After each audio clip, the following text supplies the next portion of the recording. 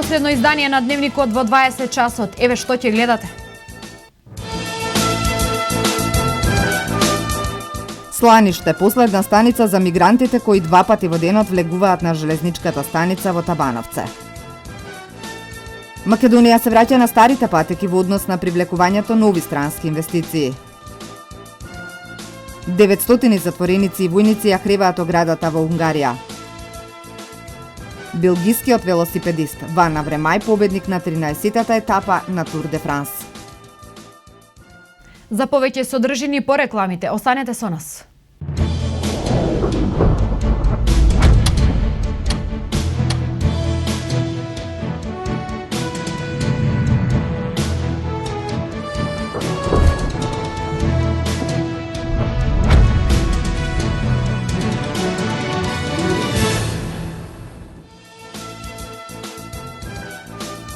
Последно издание на Дневникот. Добро вечер. Македонија е во жолта фаза. Од утре до вторник се очекува територијата на целата држава да биде зафатена со температури до 40 степени. Лекарите од итната медицинска помош очекуваат зголемен обем на работа. Во текот на денешниот ден со топлотен бран од жолта фаза е зафатен Охридско-Преспанскиот регион, додека во следните неколку дена од утре до вторник се очекува територијата на цела држава да биде зафатена со температури до 40 целзиусови степени, соопштува Министерството за здравство. Лекарите од итната медицинска помош очекуваат зголемен обем на работа, апелираат да се почитуваат препораките и ако нема потреба да не се излегува на сонце. Лекарите препорачуваат во текот на ваквите екстремно топли денови останете во затворени простори пред се климатизирани, а при неопходен престој на отворен простор во овој период да се најде можност за почести одмори под сенка, да се носи светла и лесна облека, а при директна изложеност на сонце носете заштитни очила и капи, а при сончање да се користи крема со висок заштитен фактор, да се внесува помало количество храна, претежно овошје и зеленчук, а помалку масна храна, да се внесуваат големи количества течности, најдобро обична вода за пиење, а да се избегнуваат алкохолните пијалоци. Хронично болните лица редовно да ја земаат препишаната терапија во консултација со матичните лекари. Сланиште е последна станица за мигрантите кои 2 пати во денот влегуваат на железничката станица во Табановце. Оттаму пеш по црни патишта и ниви се упатуваат кон соседна Србија. Жителите од ова село информираат дека од почетокот на функционирањето на измените на законот за азил дневно поминуваат од 500 до 700 мигранти. Дневно на железничката станица во Табановце пристигнуваат по 3 специјални возови кои превезуваат мигранти. Деновиве од почетокот на горештините пристигнуваат по 2 возови, кои поради температурите и не можат да се движат повеќе од 70 км на час. На железничката станица денес напладне немаше мигранти. Наредниот воз се очекува во 20:30 часот или некаде околу 21 часот. Официјални податоци колку мигранти пристигнуваат нема, но сепак, тука се жителите на Сланиште, мала од Табановце со не повеќе од 15 на куќи. Откако ќе пристигнат на станицата со издадените потврди од МВР од Гевгедија, мигрантите тука се оставени сами на себе. Дел од нив одмараат по околните ниви, дел веднаш се упатуваат кон црните патишта и се обидуваат да заминат кон соседна Србија. Не им прават проблеми на жителите, единствено оставаат смет зад себе. Приближно 700-800. 500. Kad dođe тука, onda prođet na srpska teritorija. Илегално ја поминуваат? Да, илегално, да. Илегално. Ви прават ли проблеми? Pa ne pravат, samo što gazat, frljat otpadi i tije работи tako. Ne dosađat, po kuće ne idет. I se deli hrana tamo na stanica. Ko im pomaga? Pa tije, ima si određene tije. Humanitarni. Da, humanitarni. Crven krst dođe li? Dovađat, Crven krst ima što gi pomagat, neki mascinja, lekcinja, tako je. Ko im pomaga? Gledate li ko im pomaga? Pa ima tu ovие што дооди од Уединени нацели од каде се што ги дели в храна. И каде се упатуваат они? Они се упатува по пругу. По Че пругу за Србија? за Прешево, за Србија и овдека по овој пут. Нема ништа проблем. Кој говори добар дан ти одговара, по неки им одговара и друго ништо. Тражи воду. Воду и тој. Наде, жителка на Сланиште, вели дека секојдневно се соочува со различни приказни на мигрантите. Вчера бремена жена од Сирија со родилни болки поминала низ соседната нива и се упатила кон Србија. Залудни биле обидите на представнички на невладини организации и на жителите да ја повикаат и да ја упатат во болницата. Таа веќе била замината. Освен судбината на оваа жена, сведочат и за дете со инвалидитет и постари и изнемоштени лица, кои едва ја успеале да ја поминат границата. Наде секогаш се соживува со нив и им помага со леп и вода. Нон-стоп со дека. Значи може по 100 душе пред куќу су на воду. Значи нон-стоп, пред воду, пред куќу са ни. Ама ти не можеш што можеш. Нити они тебе те разбирав, нити ти ги разбираш. Стипеш ги воду, дадеш ги, лепчекат потражив, даду ги и отидев си. Има изнемоштени? Па има, гледам одлоене, пред 2-3 дана, одлоено од 2 бабичка одеше, треба наку до Србију натам. Забале погледна исто едно детенце, значи има и со штаке сињочки имаше, значи има, да. И жителите на Сланиште сметаат дека проблемот со мигрантите не е проблем на Македонија, ниту на Србија, ниту на која било друга балканска држава. Ова е проблем на Европа, револтирани се жителите. Изјавуваа дека Македонија прави се што е потребно за да им се излезе во пресрет на овие лица, претежно од Сирија, но и од други држави. Ако претходно Кумановската џамија беше нивно прибежиште, сега Табановце и Сланиште се нивна крајна дестинација, чии што црни патишта водат кон нив за светла иднина во толку посакуваната Европа. Општините од Североистокот ќе изработат бодовна картичка која ќе покаже дали сите жители имаат еднаков пристап до вода и санитација. Активноста се спроведува врз основа на насоките дадени од Секретаријатот за протокол за води, чија што програма за работа 2014-2016 дава посебен акцент на промовирање на еднаков пристап за вода и санитарни услуги за сите членови на општеството, како и поддршка на земите во подобрувањето на состојбите на малите системи на водоснабдување.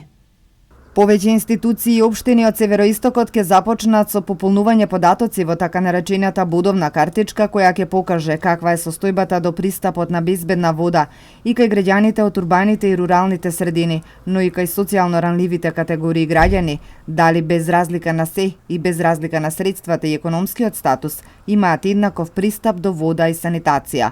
Оваа активност се спроведува во согласно со протоколот за води, кој посебен акцент во наредните 2 години дава на промовирање на пристапот до безбедна вода.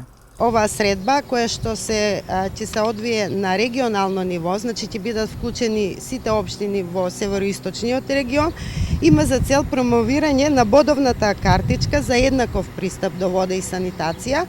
Таа картичка ќе биде промовирана и ќе треба да се изработи, односно да биде пополнета за целиот регион, со што ќе се подигне свеста за потребата од обезбедување на еднаков пристап до вода и санитација и прогресивно имплементирање на човековите права на вода и санитација. Бодовната картичка ќе започне да се пополнува деновиве и според утврдените термини, првичните резултати ќе треба да се презентираат во септември годинава и ќе треба да им покаже на општините и надлежните институции дека неопходно е да се реагира и да се обезбеди пристап до води и санитација, која не е на завидно ниво во општините, особено во руралните средини.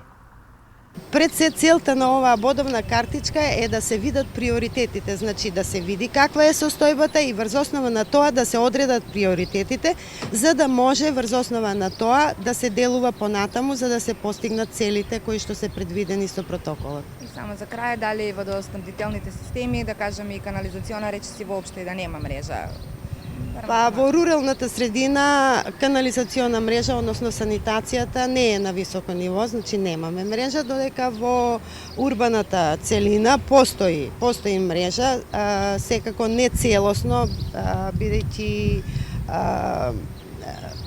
околината, фактички периурбаната средина не е опфатена со еден дел.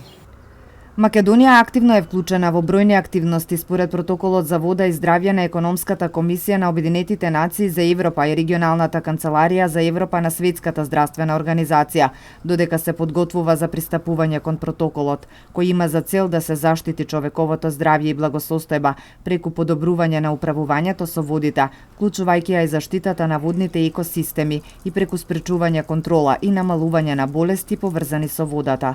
Една од главните цели на протоколот е обезбедување на безбедна вода за пиење и санитација за сите, програма за работа 2014-2016, која според протоколот дава посебен акцент на промовирање на еднаквиот пристап.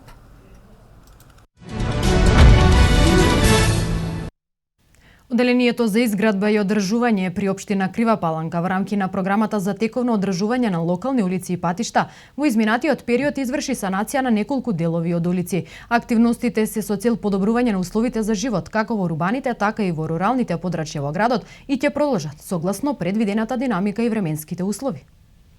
Од Оделението за изградба и одржување при општина Крива Паланка информираа дека продолжува реконструкцијата на дотрејените сообраќајници на повеќе локации во градот, односно се реализира асфалтно крпење на ударните дупки.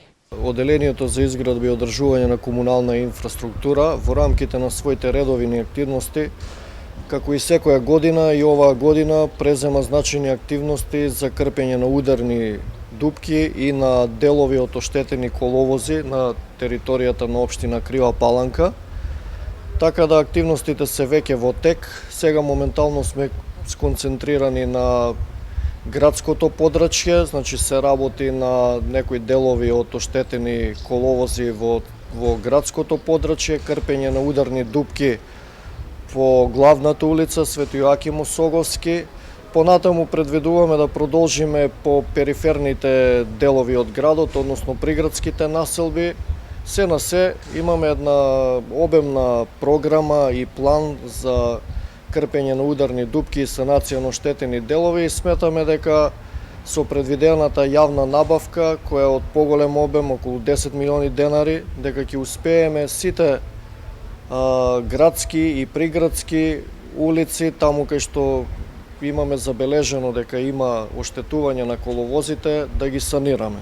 Изминатиот период нов асфалтен слој со површина од 300 метри квадратни беше поставен на делот кој е споена главната улица Свети Јоаким Осоговски со здравствениот дом. Тука е извршено проширување на дел од улицата со цел да се обозможи полесна фреквенција на луѓе и возила. 250 метри квадратни нов асфалт беше вграден и на спојот од магистралниот пат М2 со улица Херој Карпаш во населба Вавчала. И жителите на населба Единство добија нова асфалтирана улица. Откако беше променета водоводната мрежа, поставен е асфалт на делот од влезот од главната улица Свети Јоаким Осоговски во населбата Единство, со вкупна зафатнина од 650 метри квадратни.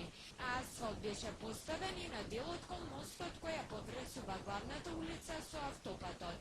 Локалната самоуправа на Крива Паланка продолжува со заложбите за изградба и реконструкција на локалната патна и комунална инфраструктура. Во текот на вчерашниот ден, територијалната противпожарна единица од Крива Паланка интервенираше на дојава за запалена сува трева околу трансформатор во местноста Крстата падина, населба Стомболци во село Конопница. Причината е мала штета. Одговорните апелираат граѓаните да бидат внимателни со лесно запаливите материјали и до горчење во период на високи температури. Вчера попладне по дојава за опожарени трансформатори и сува трева во населба Стамболици, екипата на територијалната противпожарна единица Крива Паланка излезе на терен пошто многу набрегу пожарот беше локализиран. Истиот настанал од искра од трансформатор, пошто се запалила и сува трева во негова близина. Опожарена е површина од 0,01 хектар, информираа одговорните. Екипи на ИВА на Македонија излегоа на терен и го санираа настанатиот дефект во самиот трансформатор, а увид изврши екипа од полициската станица Крива Паланка. Иле Коцевски, командир командир на територијалната противпожарна единица Крива Паланка нагласи дека местното население пружило голема помош за спречување на ширењето на пожарот. Ова е пети пожар на подрачјето на општината во месец јули, пријавени во пожарната станица. За среќа, сите пожари се со процената мала материјална штета.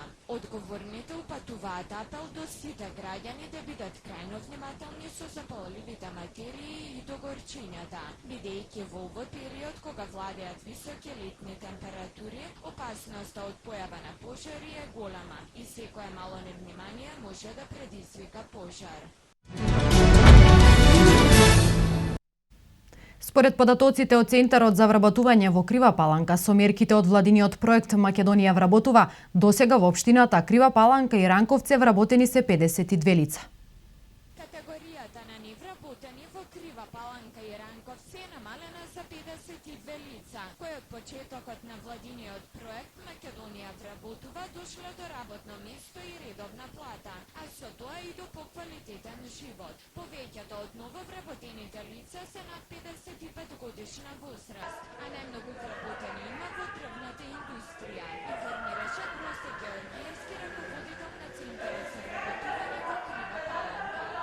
Ги опфаќа лицата до 35 години со 3 години платени придоноси персонален данок од страна на државата, плюс 1 година има обврска да го задржи лицето.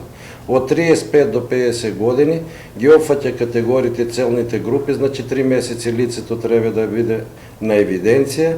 Тоа е еден од најважните услови. Од 35 до 50 години ги опфаќа сите категории на лица, а како невработени, а посебно тука треба, значи, посебно е таа мерка, ми се чини малку. Лицето у 15 последни години треба да има 10 години невработеност. А од 58 нагоре државата му плаќа придонесите до пензионирање до 64 или жените до 62 без никаква обврска. Георгиевски нагласи дека најмногу се интересирани се лицата на кои им недостасуваат неколку години работен стаж за пензија, а задоволителен е и интересот на работодавачите. На територијата на општина Крива Паланка и Ранковце има регистрирано вкупно 285 приватни компании кои преку овој проект добиваат поддршка од државата за проширување на својот бизнис. Мерките предвидуваат ослободување од плаќање задолжителни социјални придоноси и персонален данок за доход за компаниите кои ќе вработат лица од овие категории. Владиниот проект започна да се реализира на почетокот на месец мај. Политичката криза е решена, а Македонија се враќа на старите патеки во однос на привлекувањето нови странски инвестиции. 2 дена по договорот од пржино земјава успеа да обезбеди 2 странски вложувања. Американската КСС почна да ја гради новата фабрика во зоната во Кичево, а владата го потпиша договорот со Леар, уште една американска инвестиција, што ќе креира 2000 работни места со можности за 3000. Американската корпорација Леар и македонската влада ставија подпис на договорот за една од најголемите инвестиции во земјава. Компанијата која се занимава со производство на навлаки за автомобилски седишта и чии што делове ги има во речиси сите марки автомобили. Во Тетово ќе вложи 15 милиони евра и до 2018-та ќе креира огромен број работни места. Станува збор за 3000 семејства, за 3000 директни вработувања. Како и во секоја голема корпорација, секогаш кога има многу директни, има и индиректни вработувања. Така што сметам дека оваа компанија ќе направи сериозно абсорбирање на неангажираната работна сила од целиот овој регион, оцени премиерот Никола Груевски. Леар во почетокот ќе стартува со работа во погон во Гостивар, а паралелно ќе тече изградбата на нова фабрика и вработување на потребниот кадар.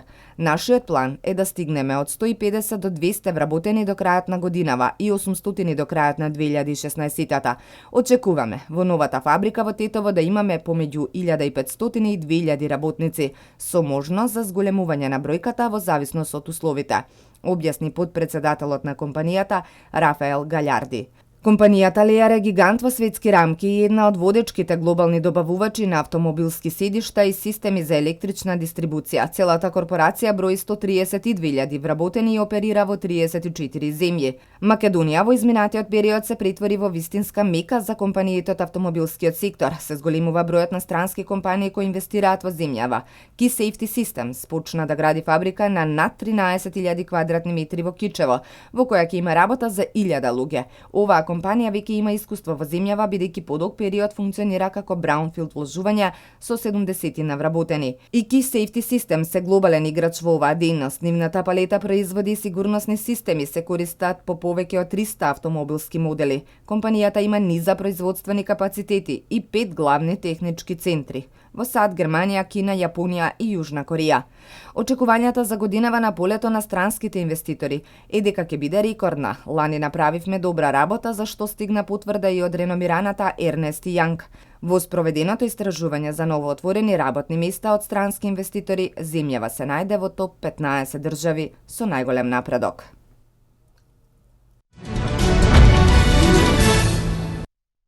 Откако се потпиша договорот од пржино, не стивнуваат позитивните реакции од Брисел и обидите да и се помогне на Македонија да ги започне преговорите за членство во Европската Унија. Како што извести Мета вчера, со договорот од 15 јули европските дипломати сметаат дека ќе биде полесно да се убедат Грција и земјите кои се кријат зад неа да дозволат Македонија да започне да преговара, бидејќи реформите за кои се заложија подписниците би требало да донесат значителен демократски прогрес. Висок дипломатски извор за Мета утрово исто така го коментираше подпишаниот договор.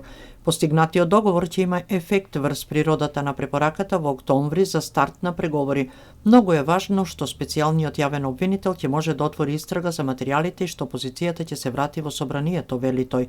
Дали тоа ќе биде доволно атина да го крене ветото, никој засега не може со сигурност да каже, но оптимизмот во Брисел е опиплив. Секогаш сум сметал дека во Македонија за да се реши спорот за името мора да има целосен консензус од сите партии, вели овој добар познавач на земјата за Мета, додавајќи дека оваа влада на национално единство, како што ја нарекува дипломатите во Брисел, би била добра прилика за таков потек. За отворањето преговори за членство со Европската Унија, забележуваме исто така дека грчкиот министер за надворешни работи Никос Коdzias дојде во Скопје за да разговара со владата. Од кога грчки министер не бил во вашата земја, дискусиите течат, колку што разбрав имаше мерки за изградба на доверба, тоа се многу позитивни чекори. Дали ќе има решение, не знам, но ја забележуваме добрата волја на грчката страна да преговара и да пронајде решение со македонските власти. Во тој случај вратите за старт на преговори со Европската Унија ќе бидат ширум отворени, потврдува овој висок дипломат во Европската Унија. Освен заложба на новата техничка влада на национално единство, ќе биде важно и министерот за надворешни работи на Грција да остане на функција и покрај можните избори во Грција на есен, или барем неговото место да дојде некој со исто толкова желба и заложба за решение за името и градење доверба, сметаат во Брисел. Инаку Македонија ќе биде тема на дискусија на министрите за надворешни работи на Европската Унија во понеделник на редовниот совет на министри, каде комесарот Хан ќе ги извести министрите за постигнатиот договор во пржино. Подоцна истиот ден ќе се одржи и 12-тиот совет за стабилизација и асоциација помеѓу Македонија и Европската Унија. Со него ќе председава Мирослав Лајчак, министер за надворешни работи на Словачка. Договорот за стабилизација и асоциација Македонија го потпиша во 2004 и представува темел на односите помеѓу Европската Унија и Македонија.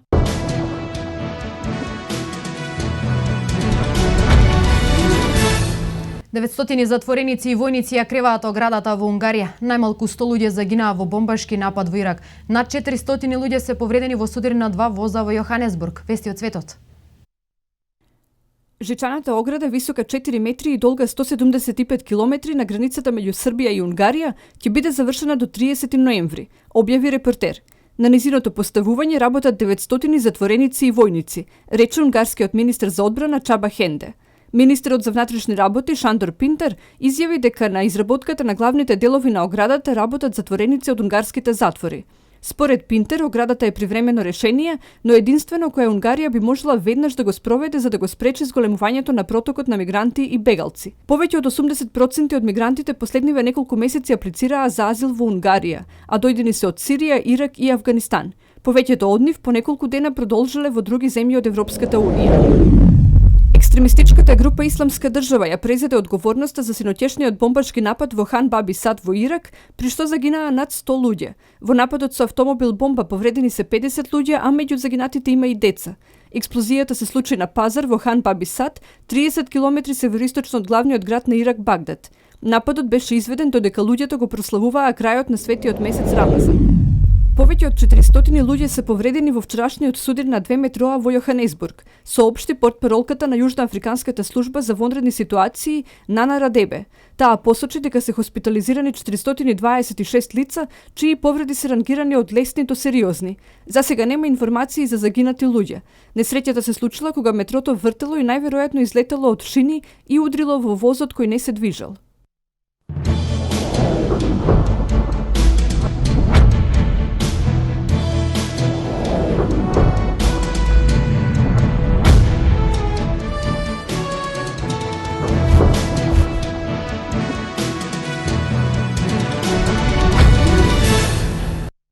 Меѓународен спорт. Белгискиот велосипедист Ван Аверма е победник на 13-та етапа на Тур де Франс. Кошаркарите на Химки за следната сезона во Евролигата го ангажира НБА кошаркарот Алексеј Швед. Фудбалерите на Реал Мадрид по заминувањето на Касилјас го ангажираа Кика Касилја од Еспањол.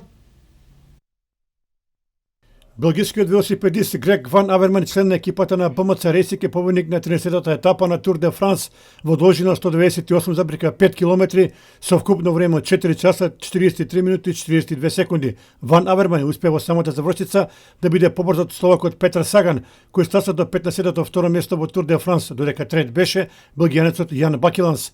Водечкиот во генералниот пласман англичанецот Кристофер Фрум го задржа водството со 52 секунди предност во однос на Ван Гардерен, додека колумбиецот Наиро Кринтана е трет со 3 минути и 9 секунди за останување. Наредната 14-та етапа на Тур де Франс ќе се вози од Родеа до Мендеа и е долга 178,5 км. Во пресед на почетокот на кошаркарската Евролига, дел од екипите интензивно го засилуваат играчкиот кадар. Богатиот собственик на рускиот клуб Химки за таа цел не жали пари да направи силна екипа во пресед на наредната сезона во Евролигата, која се очекува да биде една од најинтересните. Во Химки, кој за следниот циклус има големи амбиции, пристигна одличниот кошгетер Алексеј Швед, кој потпише 3-годишен договор за кој ќе заработи 11 милиони долари, со што ќе стане најскап кошаркар во Евролигата. Швед реши да се врати во Русија, иако имаше понуда да остане во матичниот клуб во НБА лигата Нью Йорк Никс. Минатата сезона русинот во НБА лигата имаше учинок од 10 поени и 3 асистенции по напревар. Во текот на кариерата има настапувано за ЦСКА, Химки, Динамо Москва, додека во НБА играше за Хјустон, Минесота и Филаделфија. Во Евролигата, која ќе стартува на почетокот на октомври, ќе огледаме нашиот Перо Антич кој се најде на Фенербахче. По заминувањето на легендата Икер Касилјас, Реал Мадрид успеа да донесе нов голман и тоа Кико Касилја од Еспањол, кој потпише 5-годишен договор, а за него кралевите платија 6 милиони евро обештетување. Претходно Касилја има настапувано и за екипите на Кадис и Картагена. Инаку Касилја кариерата е започнала пред 10 години токму во Реал Мадрид, но во тој период постојано настапуваше за резервните екипи. Во Реал пристигна само неколку дена откако замина легендата Икер Касилјас, кој после 25 години Сантјаго Бернабеу се пресели во Порто. Реал Мадрид за наредната сезона веќе го формира голманскиот тандем, во кој се очекува прв чувар на мрежата да стане Келор Навас, откако пропадна трансферот на Де Хеа.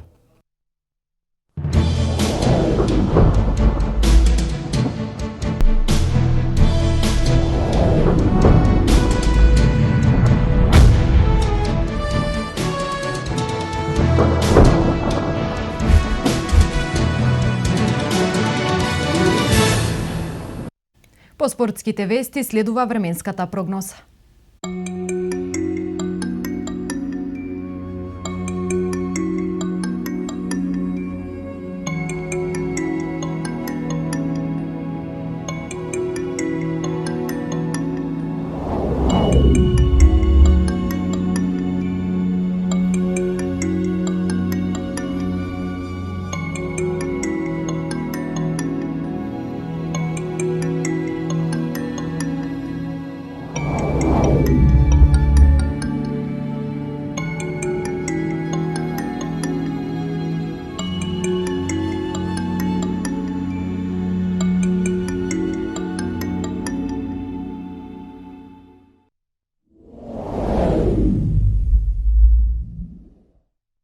Тоа беше се што подготвивме за денес. Имајте пријатна вечер и останете со К3.